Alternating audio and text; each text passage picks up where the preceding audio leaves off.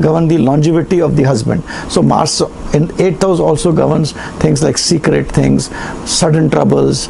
It's 8th house governs things which are sudden, which happen suddenly, which could also create issues like accidents, etc. So whenever Mars is in 8th house, that is one position where I would say one has to see, depending on the lordship of Mars and whether there are good planets which are aspecting the 8th house. That is one place where one could see. Mars in the 12th house. 12th house is again for bed pleasure, and therefore if Mars is there, it would define its way in terms of bed pleasure. Maybe it's like demanding more there.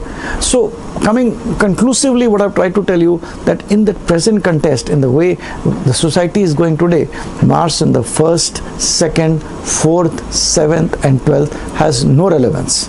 So therefore, or let me not put the word no relevance, or it does not have too much of relevance in today's setup. So Mars in 1st, 2nd, 4th, 7th and 12th house, while seeing a lady's horoscope and putting it out that it's a Manglik Dosh, so let's avoid it, should not be done right away. You have to have a holistic approach towards the whole thing. Mars in the 8th house, do have a look at the aspects. In terms of matching a horoscope, I would feel what is more important is, in the case of when you're going for your daughter's horoscope or your daughter's marriage or your sister's marriage, look at a guy who is not aggressive in nature, who is not depressive in nature. Look at the aggression and depression part, which is the 1st house. 2nd house, look whether he is he has the capacity of earning money and saving money. That is, if that is there, does he have the capacity to produce a child or not? Does he have the capacity of a nature where he is respecting the elders, etc. Have a look at issues whether he'll be able to generate income for in his lifetime. And if these 5-6 parameters of his nature is good, if he can earn money, he can save money, he is not aggressive, he is not depressive, he can produce children, he has longevity, then for any woman, maybe your sister, could be your daughter, then that is the right husband you have. I mean, you don't need more than that. So rather than only going for Mars and looking at Mars and coming to a conclusion about an horoscope and then going here and there for that, instead of that, look at holistically what the horoscope of a person with whom you're going to marry your daughter or sister gives you. And if the broader aspects of what I have already enumerated are there, then he is the right groom for you. The concept of Mars was very relevant during the 5,000, 10,000 years ago, when the whole society was different and astrology was made in accordance with that. So which has changed. Similarly, today, exalted planets were great. It has changed, which I'll deal at a later point of time. The houses like the 1st house, 5th house and 9th house, if they are strong, a person becomes king equivalent to king. No, they don't become king and equivalent to kings now. They are literally on the roads.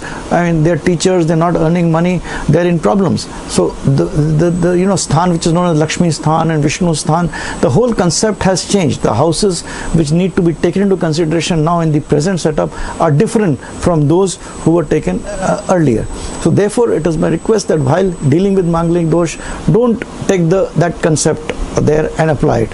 Everything has changed. Even how to predict in astrology in terms of houses, in terms of planets, that has also undergone a change, and we have to look at things in the present world today, the Kali Yuga which is there.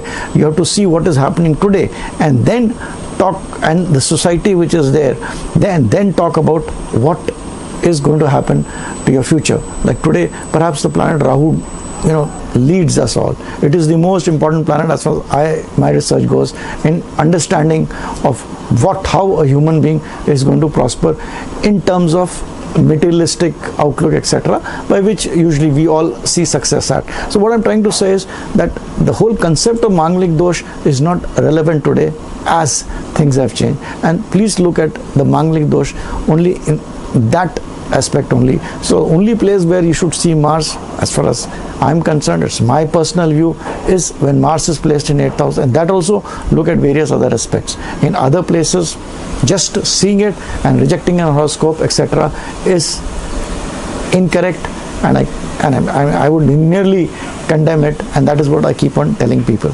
So this is what I wanted to tell you about Manglik Dosh.